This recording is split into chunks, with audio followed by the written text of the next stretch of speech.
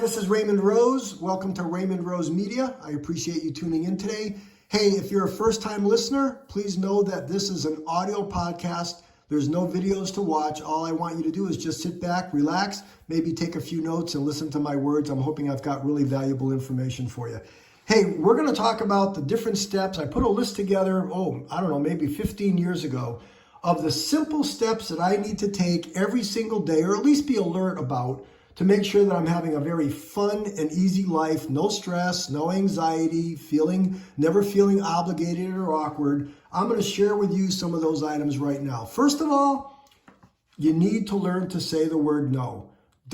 If you're ever in a position where somebody's asking you to do something and you don't want to do it, you got to feel comfortable to be able to say no. Don't feel awkward, don't feel obligated, don't feel stressed to go with the crowd. If you don't want to do something, you need to say no. Very, very important. Remember, when you're saying yes to something you don't want to do, you're saying no to yourself or something that might be more important. So number one, learn to say no. Number two, eliminate people. Listen now, eliminate people that don't add value to your life or that are a burden.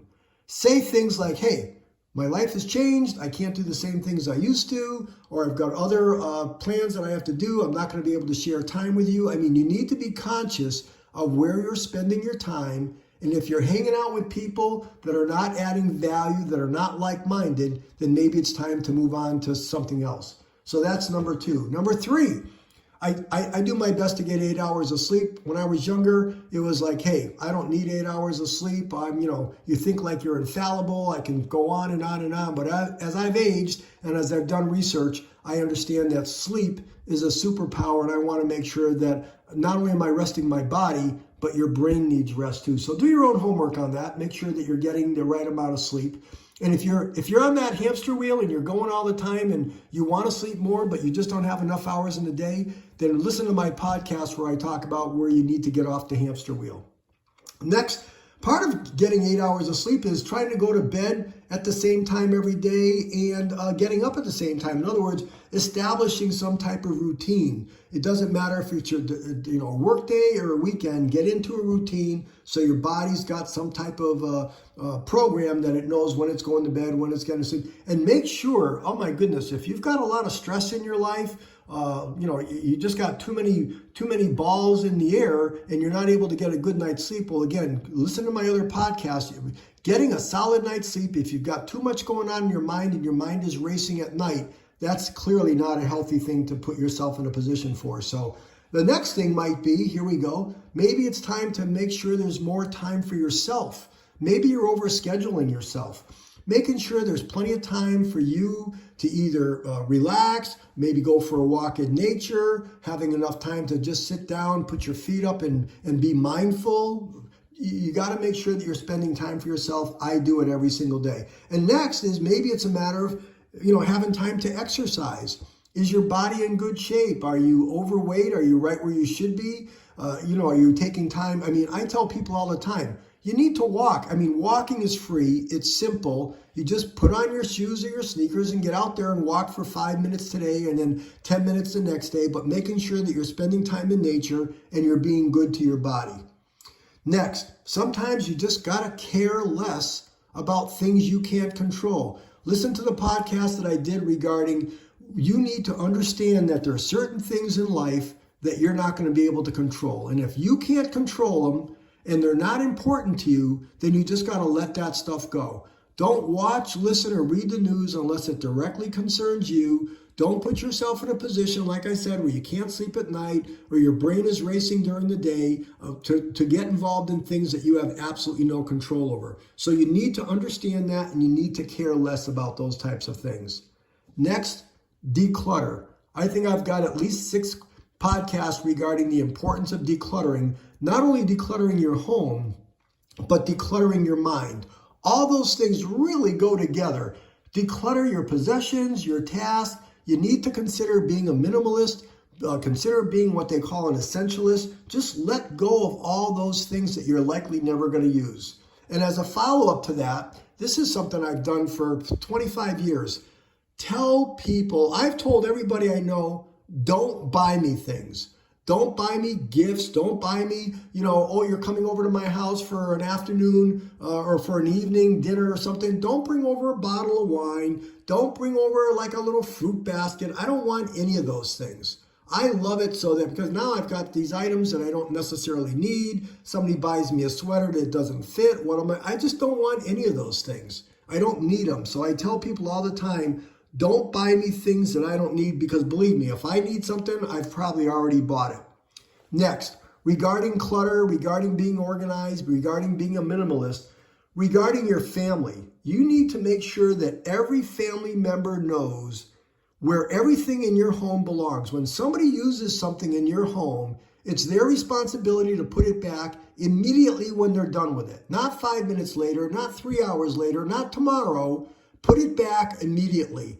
I was in the real estate business for many years, and I used to go into homes, and oh my goodness, there was clutter everywhere. People left stuff laying around. And even when somebody knew there was a home showing, you would think that they would pick up. And there was just stuff everywhere. Not only in the home, basements were out of control, garages were out of control, yards were just messy, messy, messy. You need to stop that. You need to have a very visually clean, a very visually decluttered home, a decluttered office, a decluttered desk. Otherwise, your brain is just racing all the time, and you're not able to focus on what really are your priorities.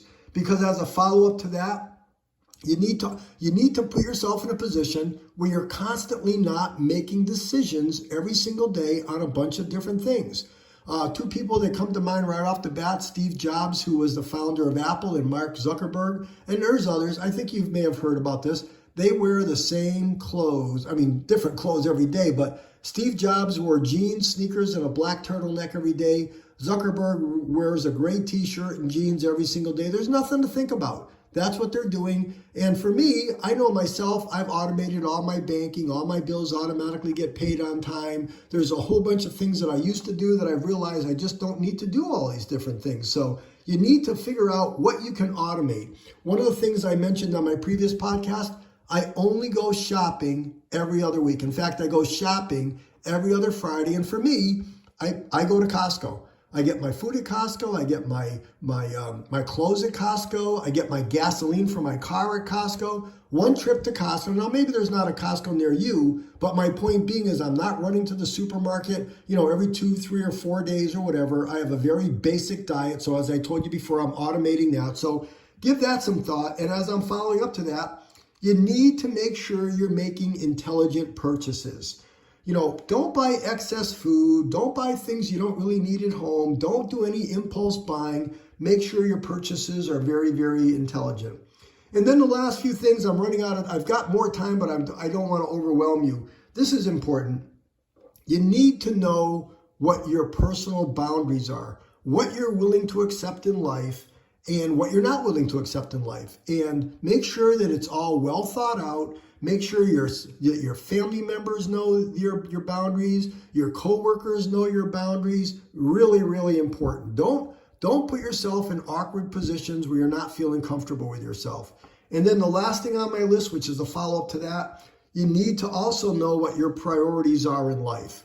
And I know myself, my number one priority, I hear people all the time say, oh, my spouse is my priority, my kids, oh, I'll do anything for my kids or my job. No. Your health is your number one priority.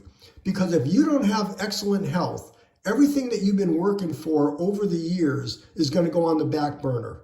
Nothing should come in. So you want to make sure you're eating healthy. You want to make sure you're getting your sleep. One of the things is I drink a lot of water every day. I usually drink about 80 ounces of water every day. I can tell you right now, I go to the bathroom all day long, but my body's always flushed out. My skin is in excellent condition. My doctor tells me that, everything about me regarding my annual physical is wonderful. So you need to know what your priorities are, and your number one priority, in my opinion, is your health. You don't want to grow old. You don't want to have pain in your body. You don't want to have disease. I presume you don't want to live in a nursing home before you have to. You don't want dementia. You don't want Alzheimer's. Making sure you know what your priorities are, not just your health, but making sure your spouse, your children, those things, but making sure, like I said earlier, that you've got enough time in your schedule to know what exactly that you've got time for yourself to figure all these different things out. So listen, there's a long list. I got more, but I don't want to overwhelm you. I may have already overwhelmed you, but I think there's some really good ideas. And even if you just got one snippet of a thought from all the different things I just said to you, and you can make a little improvement in your life, or maybe save 5 minutes a day, which saves you a half hour a week, saves you 2-3 hours a month or whatever. Maybe I've saved you some money. Well, then hopefully this podcast was worth it. So listen, thank you for listening. I appreciate it. As a reminder, I make a podcast every single day on one of these 4 areas of our lives. Number 1, I talk about health because everybody wants excellent health. Number 2, I talk about time because everyone wants lots of free time.